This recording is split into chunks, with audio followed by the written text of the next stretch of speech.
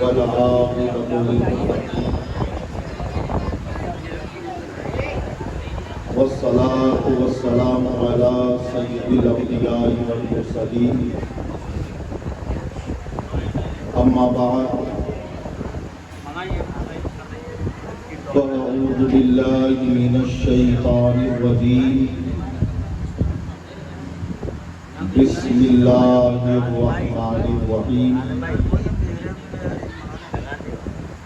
ولو أنهم إذ ظلموا أنفسهم جاءوك فاستغفروا الله واستغفر لهم الرسول لوجدوا الله توابا رحيما آمنت بالله صدق الله العظيم وصدق رسوله النبي الأمين الأمي الكريم ونحن على ذلك لمن الشاهدين والشاكرين والحمد لله رب العالمين. کچھ عرض و معروض سے پہلے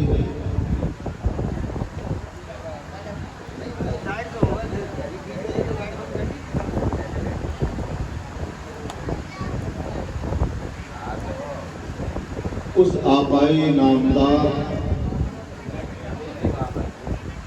مدینے کے تاجدار جن کی پیدائش جس سہانی گھڑی چمکا طیبہ کا چاند جن کے سر کا تاج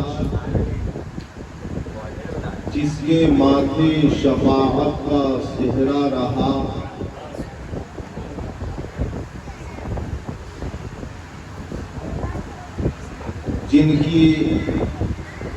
جن کے کان دور و نزدیک کے سننے والے وہ کان امام الانبیاء احمد مصطفیٰ محمد عربی صلی اللہ تعالی علیہ وسلم کی بارگاہ بکس پناہ میں ہدیہ درود پاک پیش کیا جائے. اللہم صل علی سیدنا و شفیعنا و حبیبنا و مولانا محمد بارک وسلم صلاۃ و سلام علیک یا رسول اللہ.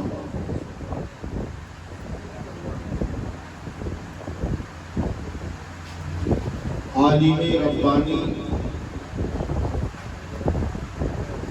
شیخ الاسلام والمسلمین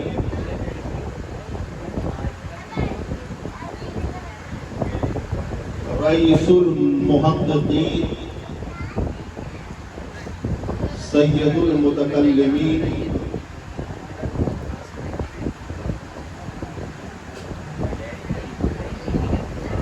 پیر طریقت رہبر راہ شریعت حضرت علامہ و مولانا مفتی الشاہ سید محمد مدنی میاں الاشرفی الجیلانی کی چھوچھوی نعتیہ کلام میں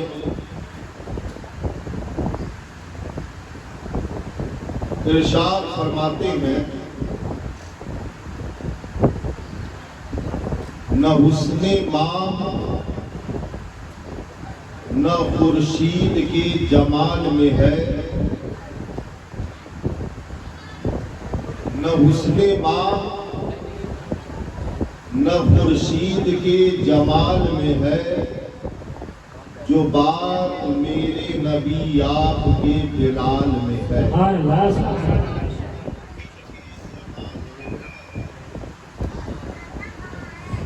ماہ کہتے ہیں چاند کو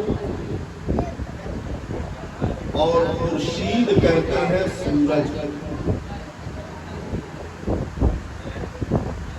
چاند اور سورج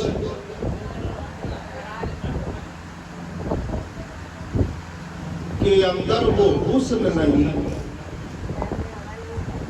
جو حسن حضرت بلال کے اندر ہے.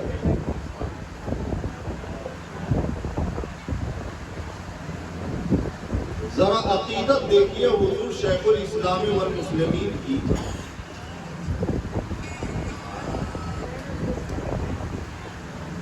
آج تک ہم لوگ پڑھتے ہوئے چلے آئے ہیں کہ حضرت بلال رضی اللہ تعالی عنہ حبشہ کے رہنے والے تھے. حبشی تھے، کالے کلوٹے انسان.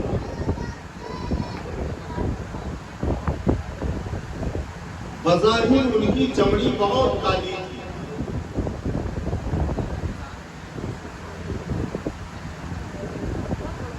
آپ کسی بھی مولوی سے پوچھئے وہ حضرت بلال رضی اللہ تعالی عنہ کے بارے میں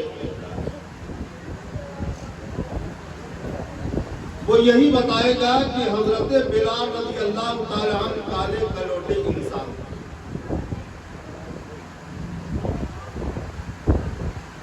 کتابوں میں لکھنے والوں نے یہی لکھا، پڑھنے والوں نے یہی پڑھا، اور قیامت تک لوگ یہی پڑھیں گے.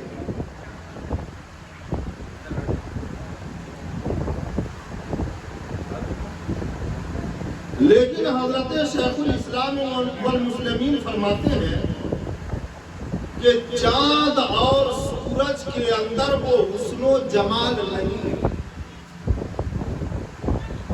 جو حسن و جمال حضرت بلال کے اندر.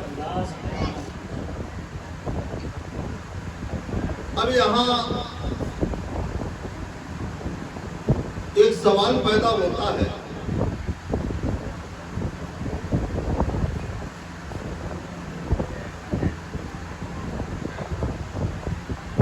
کہ کالے انسان کو گورا انسان بتانا اور گورے انسان کو کالا انسان بتانا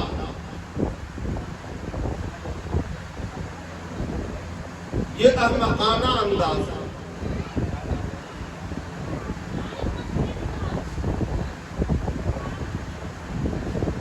اگر کوئی کالے انسان کو گورا انسان بتائے تو ہر ایک آدمی کہے گا لگتا ہے اس کی آنکھ خراب ہو گئی.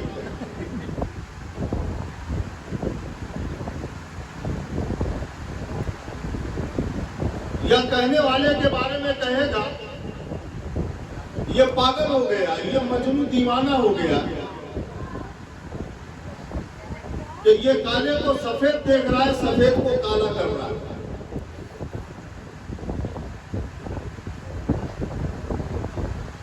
لیکن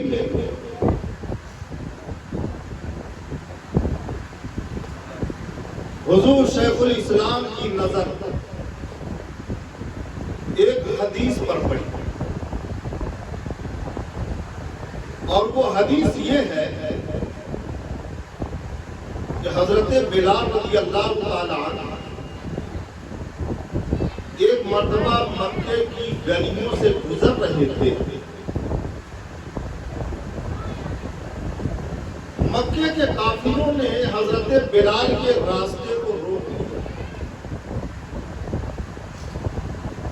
اور حضرت بلال کی طرف متوجہ ہوئے وہ کفار اور کہنے لگے کہ اے بلال، تمہارا نبی دنیا والوں کو نعمتیں تقسیم کر رہا ہے. تمہارا نبی کہتا ہے واللہ معطی وانا قاسم، اللہ عطا کرتا ہے اور میں بانٹتا ہوں. تمہارا نبی کہتا ہے انا اعطیناک الکوثر، اللہ نے مجھے اپنے خزانے کا مالک بنا دیا، اپنا خزانہ عطا کر دیا.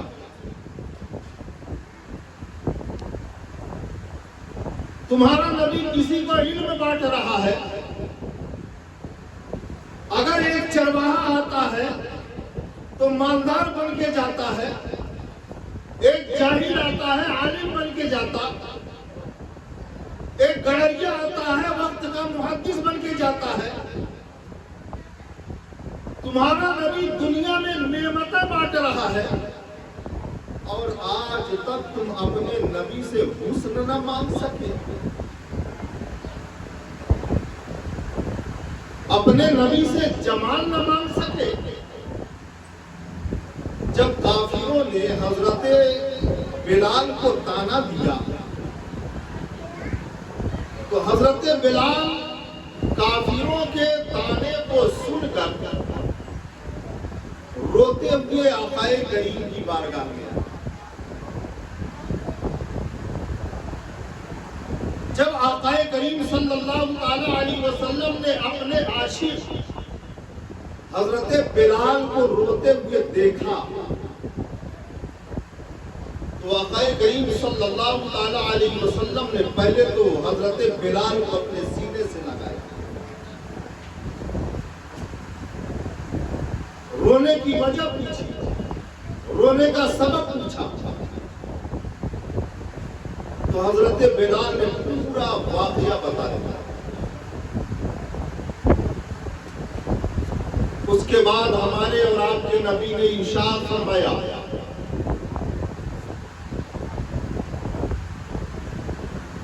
کہ اے بلال جاؤ اور میرے اصحاب کو بولا لاؤ۔ آقا کریم صلی اللہ تعالی علیہ وسلم کے اصحاب آتے ہیں،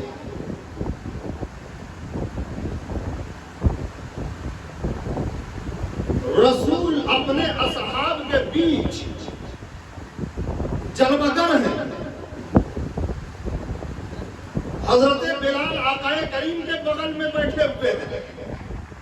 اس کے بعد آقا کریم صلی اللہ تعالی علیہ وسلم نے ارشاد فرمایا اے صدیق تم بھی سن لو، اے عمر تم بھی سن لو، اے عثمان تم بھی سنو، اے علی تم بھی سنو، اے سعد و سعید تم بھی سنو۔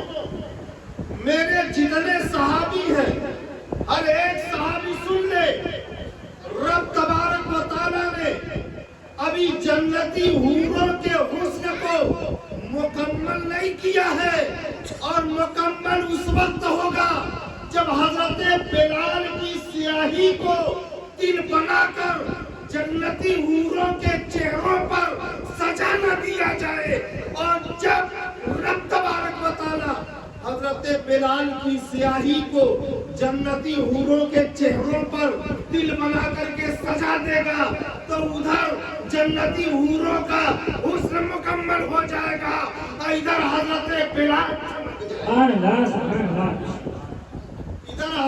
بلال میرا چمک جائے گا۔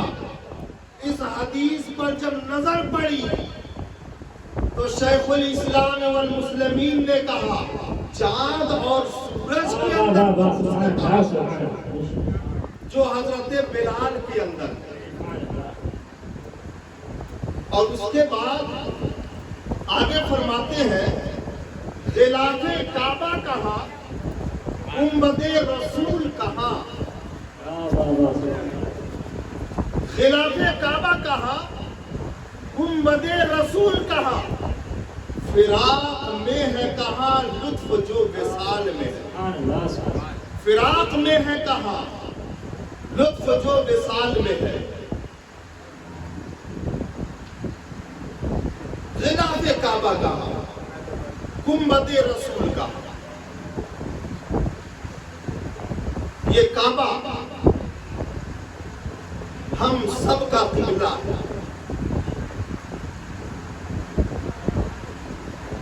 ہم عبادت کرتے ہیں، نماز پڑھتے ہیں کعبے کی طرف اپنا منہ کر کے، اور کعبے سے اگر چہرہ پھر جائے تو اس کی نماز نہیں ہوگی۔ کعبے سے چہرہ پھر جائے تو نماز نہیں ہوگی.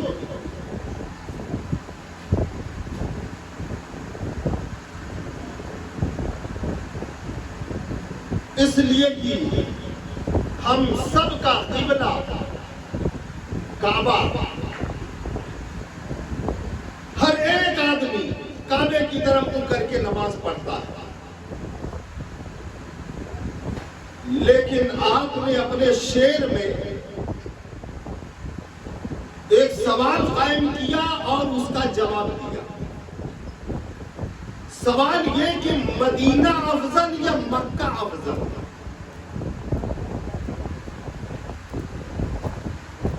سوال یہ کہ مکہ افضل یا مدینہ افضل؟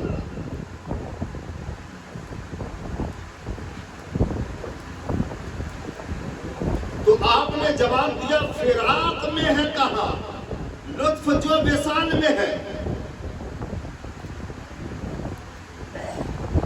ہم اور آپ کعبہ کی طرح منہ کر کے نماز پڑھتے،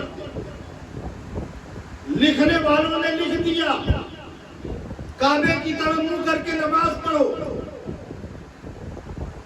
ایک حافظ قرآن کعبے کی طرح منہ کر کے نماز پڑھے، ایک عالم دین کعبے کی طرف منہ کر کے نماز پڑھے، عابد شب زندہ دار کعبے کی طرف منہ کر کے نماز پڑھے، امت مسلمہ کعبے کی طرف منہ کر کے نماز پڑھے. اب پتا چلا کہ ہم جھک رہے ہیں کعبے کی طرف، امت مسلمہ جھک رہی ہے کعبے کی طرف. لیکن ذرا کعبے سے پوچھئے کیا ہے کعبہ، ساری کائنات تو تیری طرف جھکے، بڑے بڑے اولیاء اعظام، بڑے بڑے اصحاب تیری طرف جھکے، لیکن ذرا یہ بھی تو بتا دے کہ تو کس کی طرف جھکتا ہے. تو بریلی کی زمین سے جواب دیا امام احمد رضا خان فاضل بریلوی نے کہ حاجیوں آو شہنشاہ کا روضہ دیکھو، کعبہ تو دیکھ چکے، کعبے کا کعبہ دیکھو. اور آگے ایک نادیہ کلام میں تعریف فرماتے ہیں دونوں بنی سجی ہیں انیلی بنی مگر، دونوں بنی سجی ہیں انیلی بنی مگر، جو پی کے پاس ہے وہ سہاگن کنور کی ہے.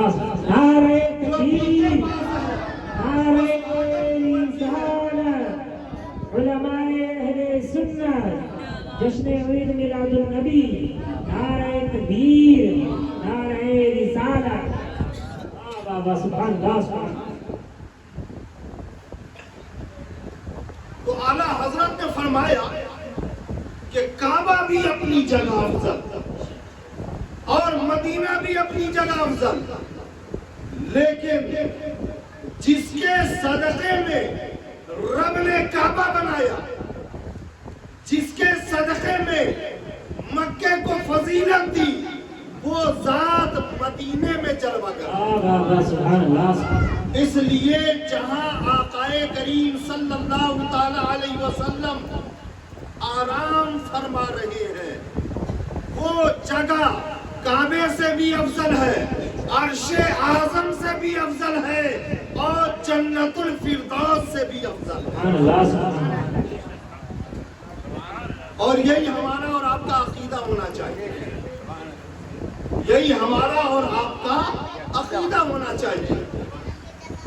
تو اعلیٰ حضرت نے فیصلہ سنا دیا کہ آقا کریم صلی اللہ تعالی علیہ وسلم جہاں رونق افروز ہے وہ جگہ مکہ سے افضل ہے.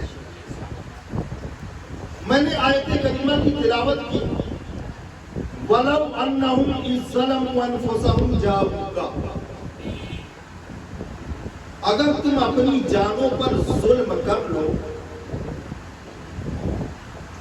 تو اپنے محبوب کی بارگاہ میں جاؤ.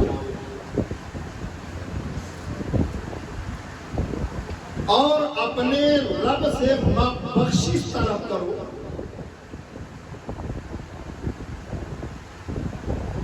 اگر تم کو آقا کریم صلی اللہ تعالی علیہ وسلم نے معاف کر دیا تو تم اپنے رب کو بھی توبہ قبول کرنے والا مہربان پاؤ گے۔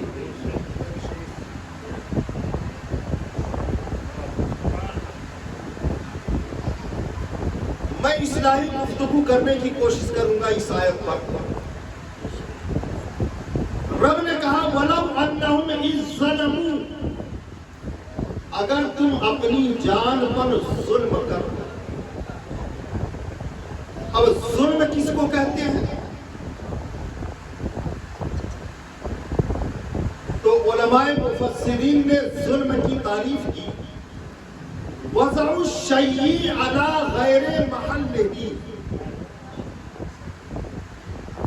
مناسب چیز کو نامناسب استعمال کرنا یہ ظلم ہے۔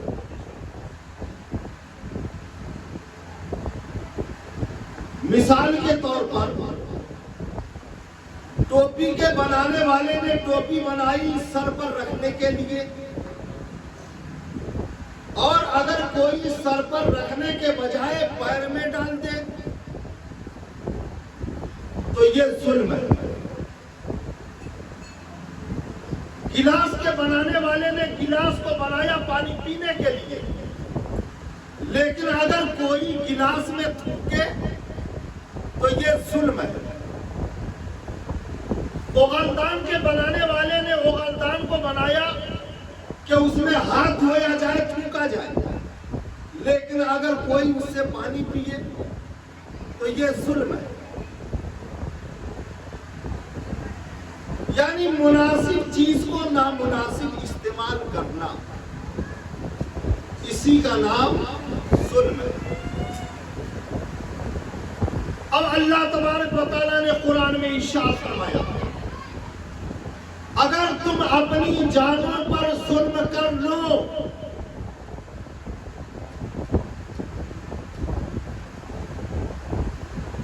اے مسلمانوں، اگر تم اپنی جانوں پر ظلم کر لو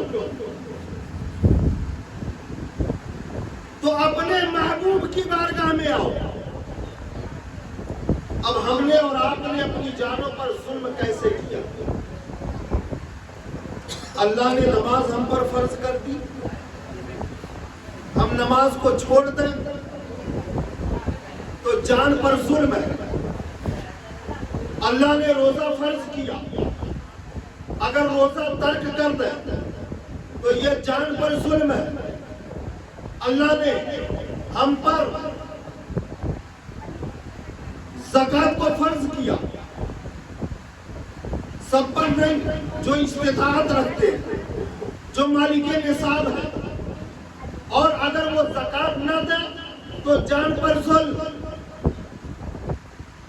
اگر کوئی حج کی استطاعت رکھتے ہوئے حج نہیں کرتا تو گویا کہ وہ اپنی جان پر ظلم کر رہا ہے۔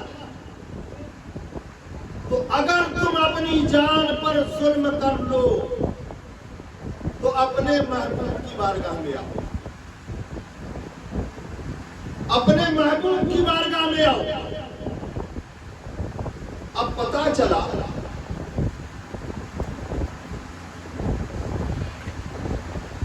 جو مسلمان اپنی جانوں پر ظلم کر چکے ہیں، رب کہہ رہا ہے معافی کے لیے محبوب کی بارگاہ میں آؤ۔ اب جو مالدار لوگ ہیں اگر وہ نماز ترک کر دیں اور نماز چھوڑ کر اپنی جان پر ظلم کر لیں تو مالدار آدمی تو مدینہ پہنچ جائے گا۔ روزہ چھوڑنے والا اگر مالدار ہے تو ہو سکتا ہے اپنے مال کی بدولت مدینہ پہنچ جائے۔ حج کا تاریخ اگر مالدار ہے تو ہو سکتا ہے معافی مانگنے کے لیے مدینہ پہنچ جائے۔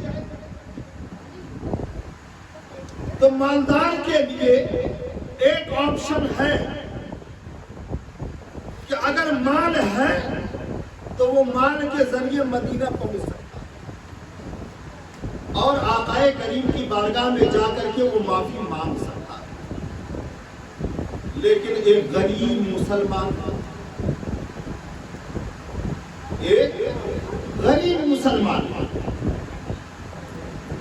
کہ جس نے اپنی جان پر ظلم کی، اب وہ مدینہ کیسے جائے؟ تو حضرات گرامی، آپ سب کو معلوم ہے کہ دنیا کا ایک نظام ہے، دنیا کا ایک نظام ہے، ایک قانون ہے کہ صدر کی غیر موجودگی میں نائب صدر کام کرتا ہے.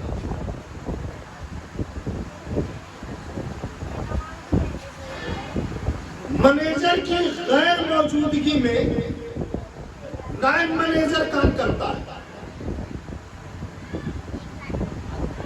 اسی لیے نائب بنایا جاتا ہے. اب رب تبارک و تعالیٰ نے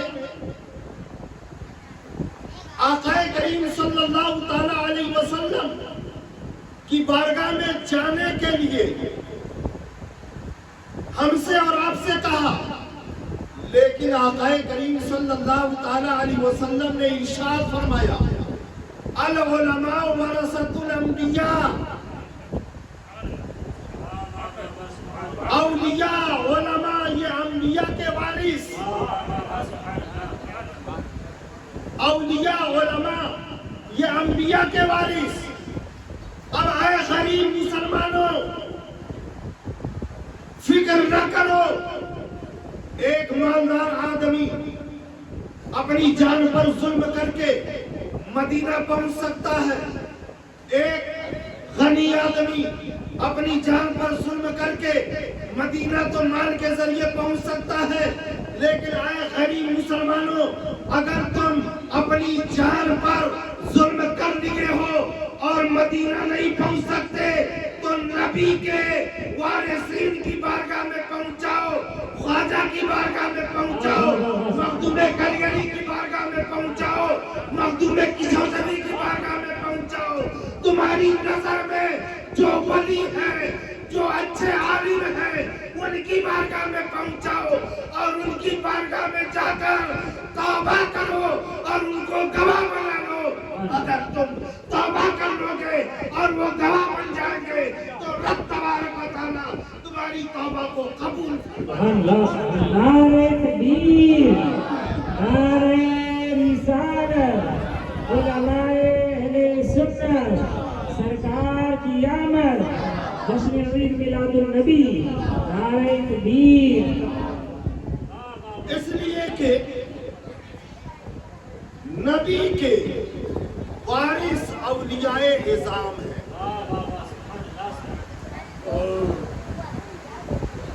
نبی کے وارث اولیاء اعظام. اب رب تبارک و تعالیٰ نے اور آقا کریم صلی اللہ تعالی علیہ وسلم نے ہم کو اور آپ کو شرمندہ نہیں کیا، ہم کو اور آپ کو شرمندہ نہیں کیا، بلکہ رب تبارک و تعالیٰ نے قرآن میں فرمایا، جاؤ کا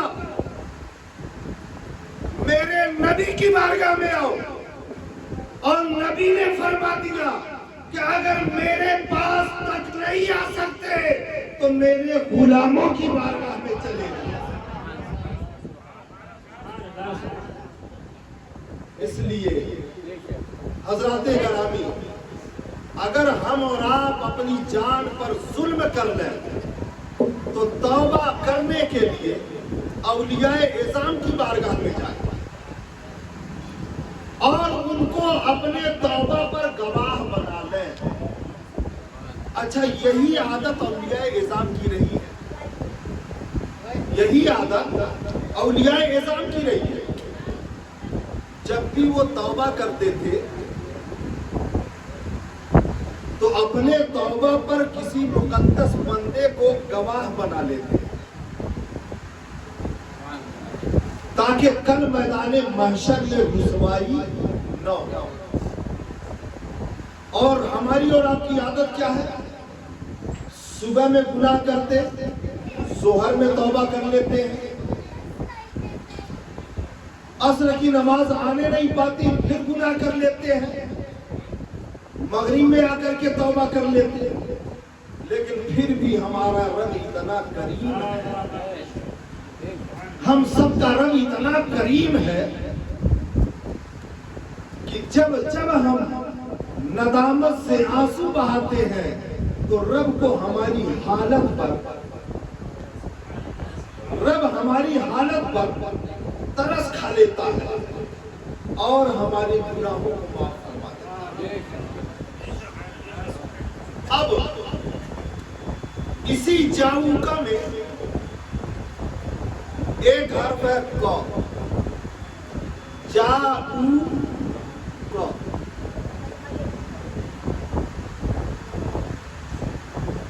اے مسلمانوں، تم میرے محبوب کی بارگاہ میں آؤ۔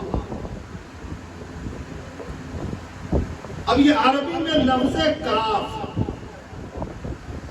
یا حاضر کے لیے آتا ہے۔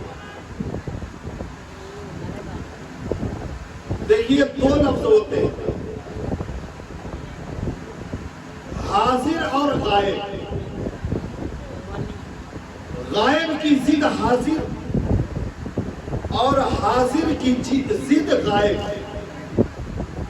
اگر سامنے ہے تو حاضر اور سامنے نہیں ہے تو غائب۔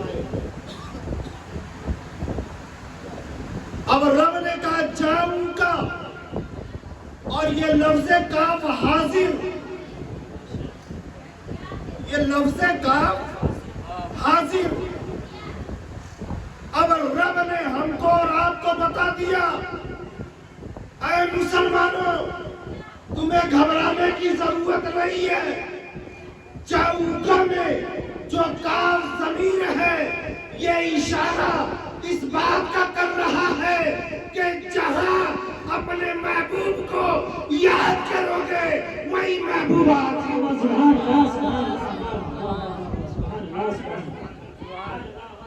جہاں اپنے محبوب کو یاد کرو گے وہی تمہارے محبوب حاضر ہو جائیں گے۔ یہ لفظ کاف بتا رہا ہے جاؤکا کا، جہاں یاد کرو گے وہاں محبوب حاضر ہو جائے گا۔ اب یہ تو وہ نادان لوگ ہیں، یہ نادان لوگ ہیں کہ جو کہتے ہیں کہ محبوب حاضر نہیں ہوتے، وہ نادان لوگ ہیں، ان کا عقیدہ مضبوط نہیں ہے۔ اگر آقا کریم صلی اللہ تعالی علیہ وسلم سے محبت ہوتی تو وہ ایسا عقیدہ کبھی نہیں رہتی۔ قرآن کی یہ آیت بتا رہی ہے کہ تمہارا محبوب حاضر، اور جو حاضر ہو وہ غائب نہیں ہو سکتا، اور جو غائب ہوگا وہ حاضر نہیں ہو سکتا۔ اس لیے رب نے کہا جاؤکا، اور یہ کاف ضمیر یہ حاضر کے لیے ایک نقطہ اور بات آ گئی۔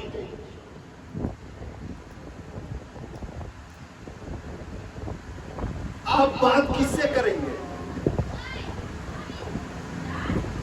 زندہ سے یا مردہ سے؟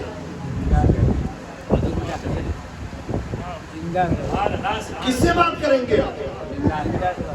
زندہ سے یا مردہ سے؟ زندہ سے۔ مردے سے بات کرتے ہوئے کسی کو دیکھا ہے آپ نے نہیں دیکھا، میں نے بھی نہیں دیکھا ہے۔ اب یہ جاؤکا میں جو لفظ کاف ہے، رب اس طرف اشارہ کر رہا ہے کہ مسلمانوں میرے محبوب کی بارگاہ میں جاؤ اور محبوب سے اپنی بات کہو۔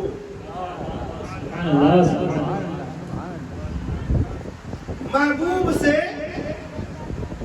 इस्तिग़फ़ार चाहो। अब बताइए, जो मुर्दा होगा वो बात सुनेगा? जो मुर्दा होगा वो बात सुनेगा? कतई नहीं, हरगिज नहीं, मुर्दा बात नहीं सुनेगा। वैसे सुनता भी ये हदीस तैयबा में आया है कि अगर कब्रिस्तान में चले जाइए तो कब्रिस्तान में जाने के बाद जब आप कब्रिस्तान में घुसा तो अस्सलाम वालेकुम कहें तो मुर्दा सुनता है। लेकिन बाज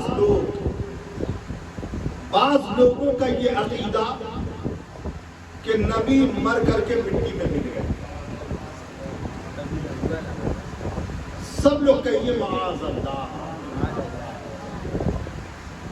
नबी मर के मिट्टी में मिल गए। नबी हमारी आवाज नहीं सुनते, लेकिन रब इस कुरान के जरिए हयाते नबी को साबित कर दिया कि मुसलमानों, तुम मेरे नबी की बारगाह में आओ और बख्शिश तलब करो। अगर मेरे महबूब माफ कर देंगे तो रब को गफूर रहीम पाओगे। अब पता चला कि रब ने हमको और आपको बता दिया कि कब्र में जो लेटा हुआ मेरा नबी है वो मुर्दा नहीं बल्कि जिंदा है। सुभान अल्लाह, नारे तकबीर, नारे रिसालत, उलमाए अहले सुन्नत, जश्न ईद मिलादुन नबी, अभी तो आपने इरशाद फरमाया कि तू जिंदा है वल्लाह, तू जिंदा है वल्लाह, मेरे चश्मे आलम से छिप जाने वाले। ये हमारा और आपका अकीदा है, ये हमारा और आपका अकीदा। और एक बार आक़ाए करीम सल्लल्लाहु ताला अलैहि वसल्लम को बंदे मोमिन ज़ियारत करता है जिसकी किस्मत में हो। लेकिन हज़रात गिरामी, एक बड़े नुक्ते की बात मैं बताऊंगा। हम और आप बड़े गरीब हैं, हमारे पास वसाइल नहीं है, हमारे पास मालो ज़र नहीं कि हम गुंबदे खज़रा को देखें, हम मदीने तैयबा का सफर कर सकें। और हर मुसलमान की तमन्ना होती है कि आक़ाए करीम सल्लल्लाहु ताला अलैहि वसल्लम की ज़ियारत हो जाए या आपके रोज़े की ज़ियारत हो जाए। हम सबकी यही नियत होती है। कोई दुआएं पढ़ता है ज़ियारत के लिए, कोई दुरूद भेजता है ज़ियारत के लिए। मुसलमान के अपने अपने मोहब्बत के तरीके हैं। लेकिन मैं आपको एक बड़े पते की बात बताऊं, जो अल्लाह की किताब है कुरान। ये कुरान है क्या? असहाबे रसूल हजरत आयशा की बारगाह में आए और आने के बाद अर्ज करते हैं, आक़ाए करीम का इखलाक क्या है? तो हजरत आयशा फरमाती है, काना खुल्कुल कुरान। आक़ाए करीम सल्लल्लाहु ताला अलैहि वसल्लम का इखलाक कुरान है। आक़ाए करीम का इखलाक कुरान है। और कुरान अजीम को अगर आप पढ़ें और गहराई से मुताला करें तो پورا قرآن نبی کی سیرت ہے. سبحان اللہ. پورا قرآن نبی کی سیرت. اب نبی کی سیرت کیسے؟ سبحان الذی اسرا. نبی اگر معراج میں جائیں اور رب اسی سفر کو بیان کر دے تو بندوں کے لیے قرآن. نبی کے چہرے کو رب قرآن میں بیان کر دے تو بندوں کے لیے وہی قرآن. نبی کے زلف عنبری کو رب قرآن میں بیان کر دے تو بندوں کے لیے وہی قرآن. نبی کے دست اقدس کو رب بیان کر دے تو بندے کے لیے وہی قرآن. اب پتا چلا کہ رب تبارک و تعالی نبی کے سفر کو بیان کرے تو سفر کا بیان قرآن بن جائے. نبی کے حسن کو بیان کرے تو وہی قرآن بن جائے. نبی کے چہرے کو بیان کرے تو وہی قرآن بن جائے. نبی کے ہاتھ کو بیان کرے تو وہی قرآن بن جائے. اب اے غریب مسلمانوں، اگر اپنے نبی کی زیارت کرنی ہے تو غسل کر لینا، وضو کر لینا اور اپنے گھر کے ایک کونے میں بیٹھ کر کے قرآن عظیم کو کھول لینا اور قرآن عظیم کی تلاوت کرنا شروع کر دینا. کبھی تمہاری نظر نبی کے ہاتھ کو دیکھے گی، کبھی تمہاری نظر نبی کے چہرے کو دیکھے گی، کبھی تمہاری نظر نبی کے زلف عنبری کو دیکھے گی، کبھی نبی کا حسن تمہاری نظر دیکھے گی اور کبھی نبی کا پڑھنا تمہاری آنکھ دیکھے گی، کبھی نبی کے سفر کو تمہاری آنکھ ملاحظہ کرے گی. لہذا اے مسلمانوں، اگر نبی کو دیکھنا ہے تو قرآن کو کھول کر کے دیکھ لینا، اس میں نبی سبحان اللہ. لیکن ہم کو اور آپ کو طریقہ ہی نہیں معلوم. ہم کو اور آپ کو طریقہ ہی نہیں معلوم. جو عاشق ہوتے ہیں، عاشقوں سے پتا چلتا ہے کہ نبی کا دیدار کیسے ہوا. ہارون رشید ہے اور حضرت بہلول دانا.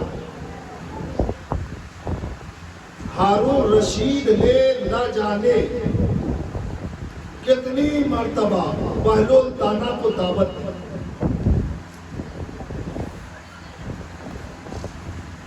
قیام میرے قلعے میں آئے، لیکن بہلول دانا نے ہر مرتبہ بادشاہ کی دعوت کو ٹھکرا دیا. بادشاہ کی دعوت کو ٹھکرا دیا. ایک مرتبہ بہلول دانا قلعے کی طرف سے نکل رہے تھے. ایک سپاہی دوڑتے ہوئے آیا، ہارون رشید سے کہا کہ بہلول دانا قلعے کے بغل سے جا رہے ہیں. تو بادشاہ نے کہا کہ ایسا ہے کہ نیچے جال بچھا دے، اور جب وہ جال میں آئے تو جال کو سمیٹ کر کے اوپر کھینچ لینا.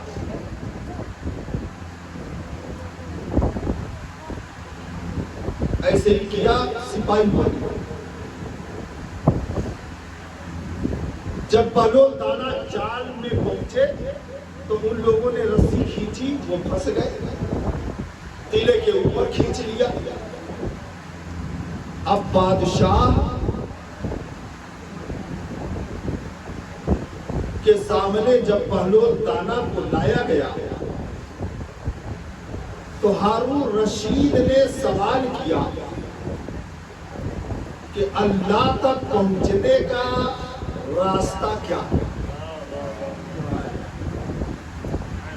اللہ تک پہنچنے کا راستہ کیا ہے؟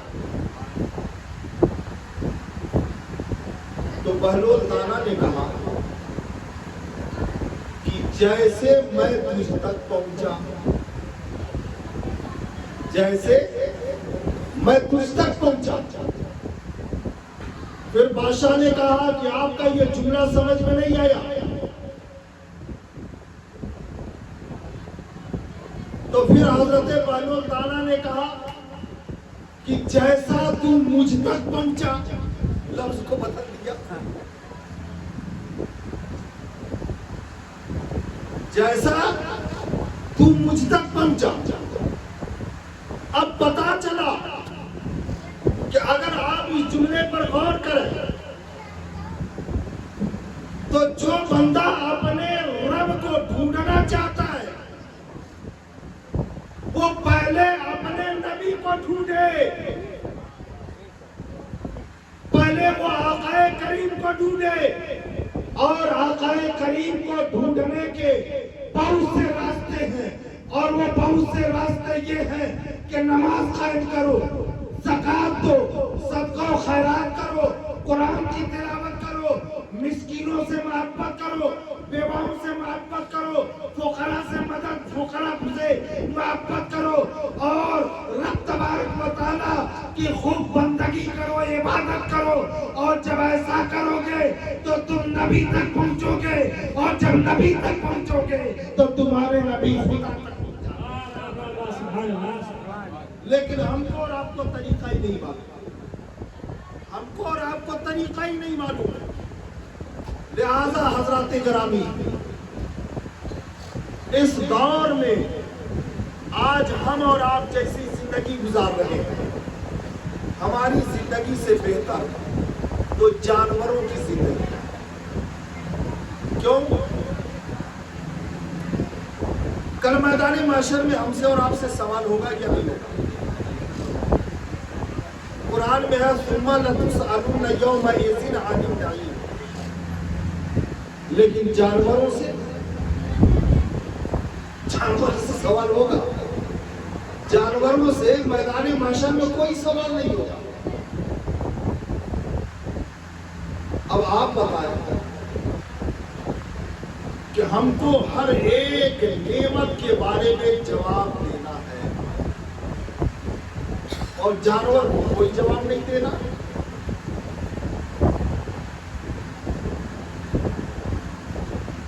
لیکن آج ہم اور آپ جانوروں سے بدتر زندگی گزار۔ آج اہل سنت والجماعت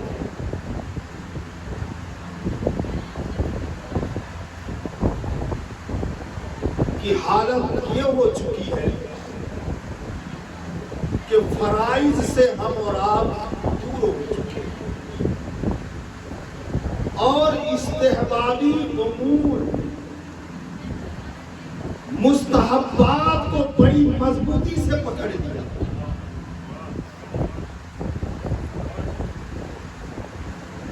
اپنی والدہ کو دوا کھلانے کے لیے روپیہ نہیں، دوا لانے کے لیے روپیہ نہیں، اور ایک تعویذ لکھنے والے کو 10,000 روپیہ دینے کو تیار ہے۔ اپنی والدہ کے سر کو ڈھانکنے کے لیے ایک چادر بھی نہیں، لیکن اجمیر میں جا کر کے 4,000 روپے کی چادر چڑھا رہا۔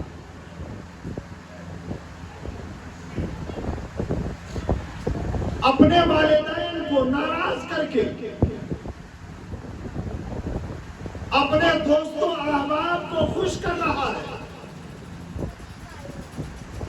تو حضرات گرامی، اس طریقے کے افعال سے ہمارے رسول اور ہم سب کا خدا کبھی راضی نہیں ہوتا۔ ہم نماز چھوڑ دیں اور نیاز پہ نیاز کرائیں تو رب تبارک و تعالی ہم کو اور آپ کو چھوڑ دے گا؟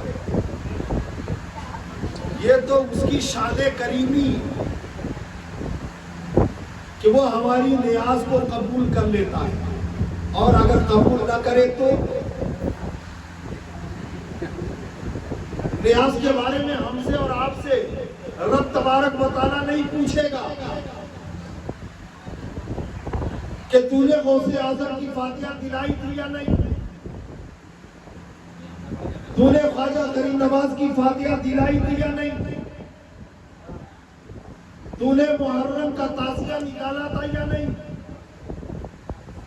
تو نے 12 ربیع الاول میں جلوس نکالی تھی یا نہیں، جلوس محمدی نکالی تھی یا نہیں۔ رب تبارک و تعالی ہم سے اور آپ سے ان امور اور ان معاملات کے بارے میں سوال نہیں کرے گا، لیکن رب ہم سے ضرور پوچھے گا کہ تو نے فرض نماز کیوں نہیں پڑھی، میں نے تم پر روزے کو فرض کیا کیوں نہیں رکھا، میں نے تجھے قرآن کی تلاوت کیوں نہیں کیا۔ اب آپ بتائیے کل میدان محشر میں ہم اور آپ اپنے رب کو کیا جواب دیں گے؟ ہماری اور آپ کی زندگی واقعی میں بہت گناہوں میں گزر رہی ہے، اور رب تبارک و تعالی ہم سے اپنے سے ہم کو اور آپ کو دور کر رہا ہے۔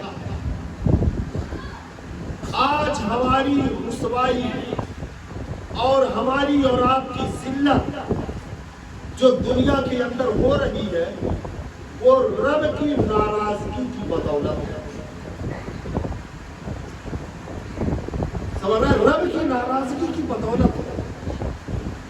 اگر آج ہم اپنے رب کو راضی کرنا ہے تو رب تبارک و تعالی ہم کو عزت کے مسند پر بیٹھا دے گا۔ وَأَنْتُمُ الْأَعْلَوْنَ إِن كُنتُم مُؤْمِنِينَ۔ رب تبارک و تعالیٰ نے قرآن میں ہر ایک بات پر ارشاد فرما دیا، اگر تم ایمان کی حالت میں اپنی زندگی گزارو تو رب تبارک و تعالیٰ تمہارے مقام کو بلند کر دے گا۔ لیکن آج تک تو ہم سمجھے نہیں کہ ایمان کیا ہے، آج تک ہم اور آپ سمجھے ہی نہیں کہ ایمان کیا ہے۔ کن کن باتوں کو ماننے سے بندہ مسلمان ہوتا ہے۔ اگر ایک دیوبندی ہے، ایک وہابی ہے، ایک شیعہ ہے، سب کے ہاں میں ہم، سب کے ہاں میں ہم دنیاوی معاملات میں آپ سمجھوتا کر رہے ہیں، خرید و فروخت میں سمجھوتا کریں، لیکن عقائد میں آپ کبھی سمجھوتا نہ کریں، عقائد میں کبھی سمجھوتا نہ کریں، اس لیے کہ عقیدہ یہ کبھی بدلتا نہیں ہے، آدمی کا نظریہ بدلتا ہے، آدمی کا نظریہ بدلتا ہے، لیکن آج ہم نے عقیدے کو اپنا نظریہ بنا دیا۔ عقیدے کو ہم نے اور آپ نے نظریہ بنا دیا، عقیدے کو ہم نے اور آپ نے اہمیت نہیں دی، اس لیے ہم اور آپ گڈھے میں گرتے جا رہے ہیں۔ اور جس دن ہمارا عقیدہ مضبوط ہو جائے گا اسی دن اللہ تبارک و تعالی عزت کی مسند پر ہم کو اور آپ کو بیٹھا۔ اسماعیل بھائی کے گھر پہ ان کے دروازے کے سامنے ایک دن پروگرام ہوا، اس میں بھی میں نے پوری تقریر عقائد پہ ہی دیا تھا۔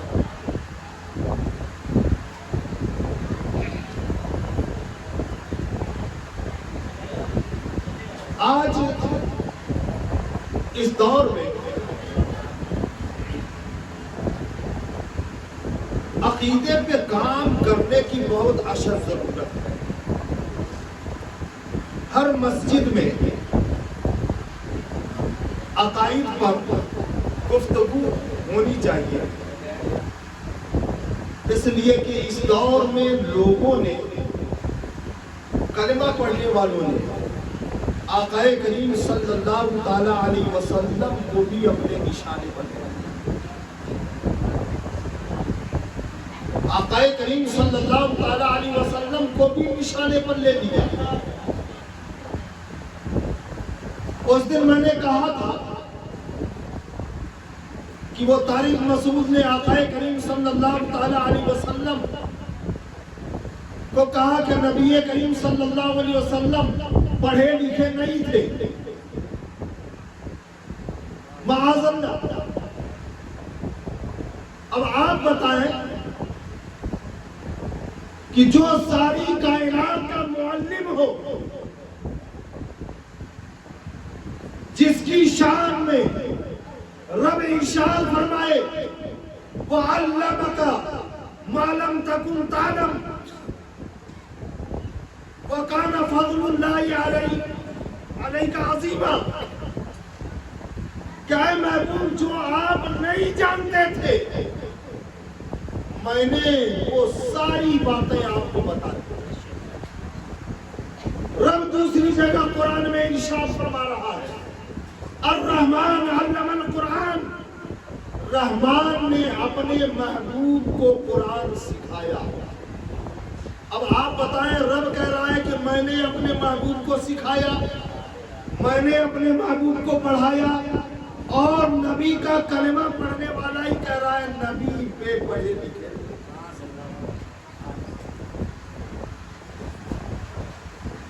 کتنے بڑے جاہل لوگ ہیں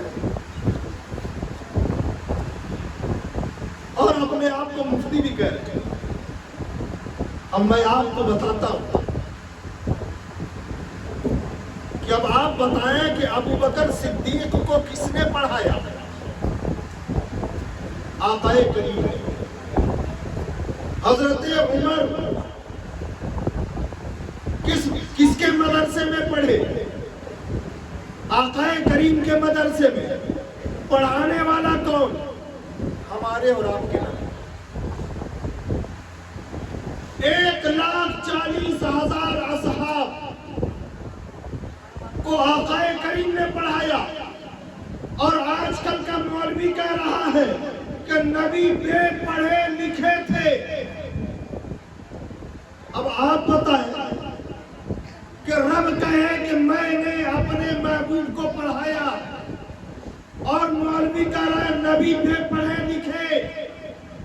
اب پتا چلا کہ یہ مولوی جاہل اور یہ دشمنان اسلام کا ایجنٹ ہے کہ جو مسلمانوں کو کافر بنا رہا ہے۔ لیکن جو اسلام نے عقیدہ دیا، وہ اسلام نے یہی عقیدہ دیا کہ نبی پڑھے لکھے تھے، اور نبی کو رب نے کائنات کا معلم بنا کر بتائیے، جب نبی ہی جاہل ہوگا،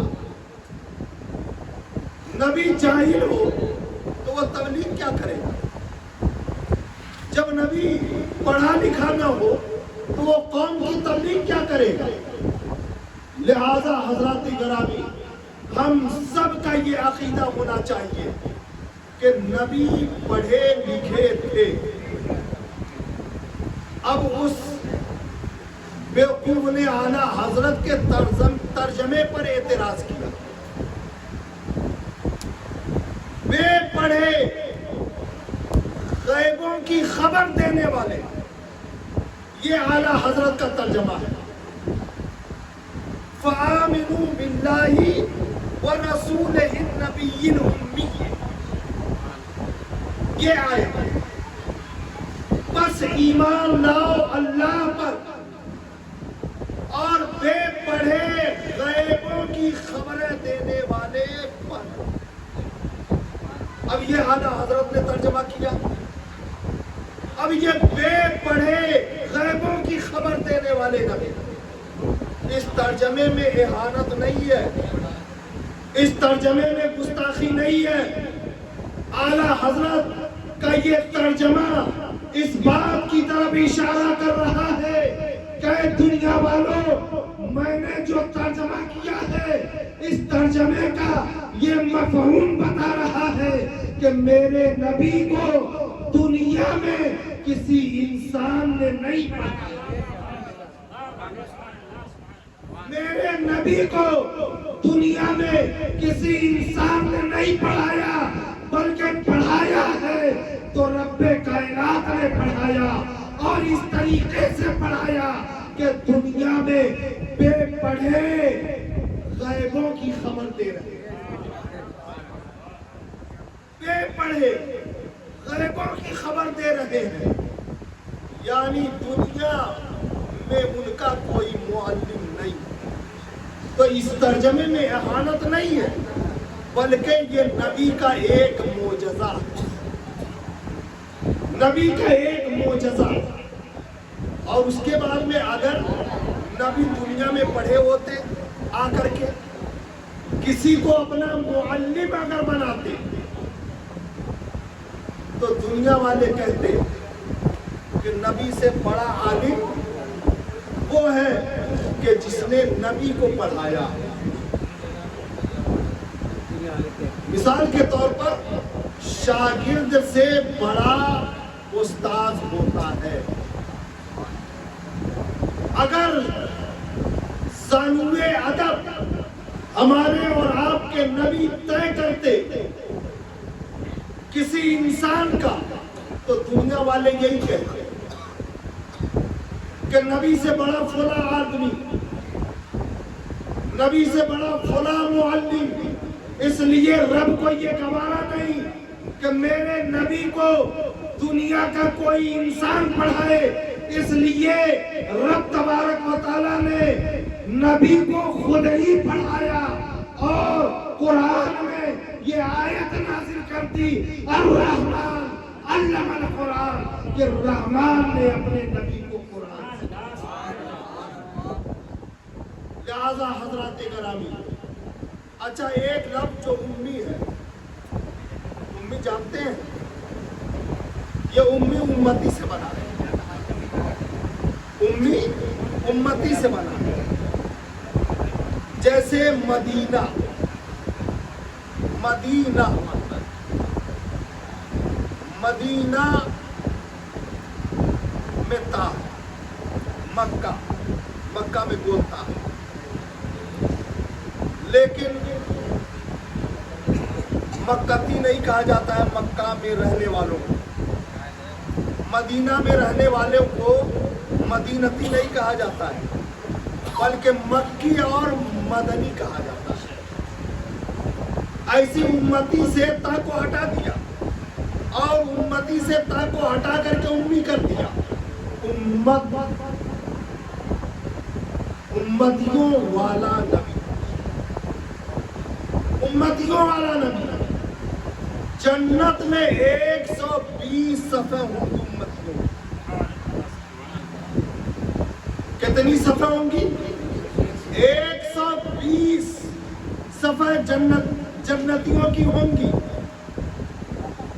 جس میں 80 صفحے ہمارے نبی کے غلاموں کی،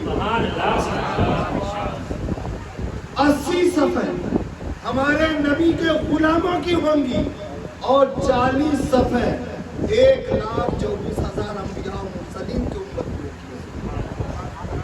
اس لیے کثرت امتی کی بنیاد پر رب نے امی کہا۔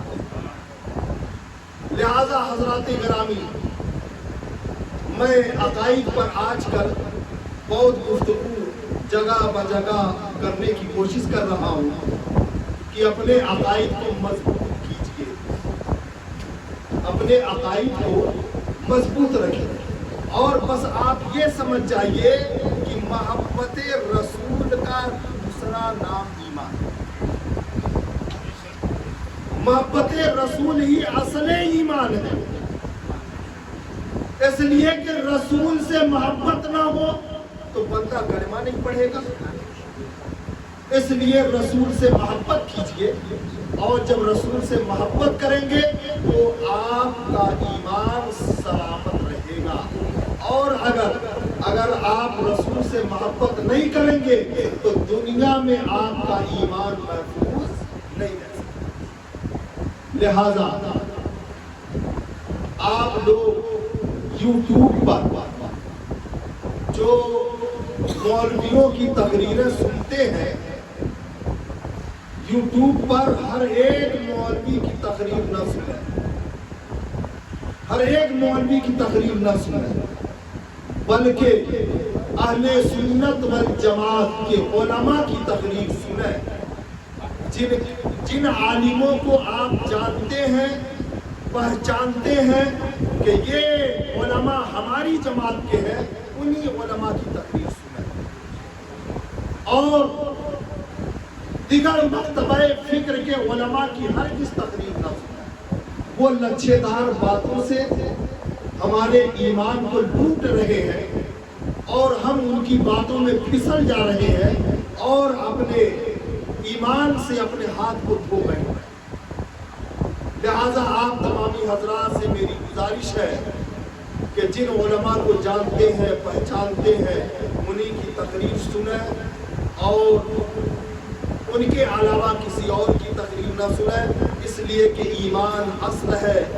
اگر ہمارا اور آپ کا ایمان بچا رہے گا تو ہماری نمازیں بھی کام میں آئیں گی، ہمارے روزے بھی کام میں آئیں گے، ہماری زکوٰۃ بھی کام میں آئے گی، ہمارا حج بھی کام میں آئے گا، ہماری قرآن کی تلاوت بھی کام میں آئے گی، اور اگر ایمان نہ ہو تو نماز کسی کام نہیں آئے گی، روزے ہمارے کسی کام نہیں آئیں گے، زکوٰۃ ہمارے کام نہیں آئے گی، حج ہمارا کسی کام نہیں آئے گا، قرآن کی تلاوت ہمیں بچا نہیں پائے گی۔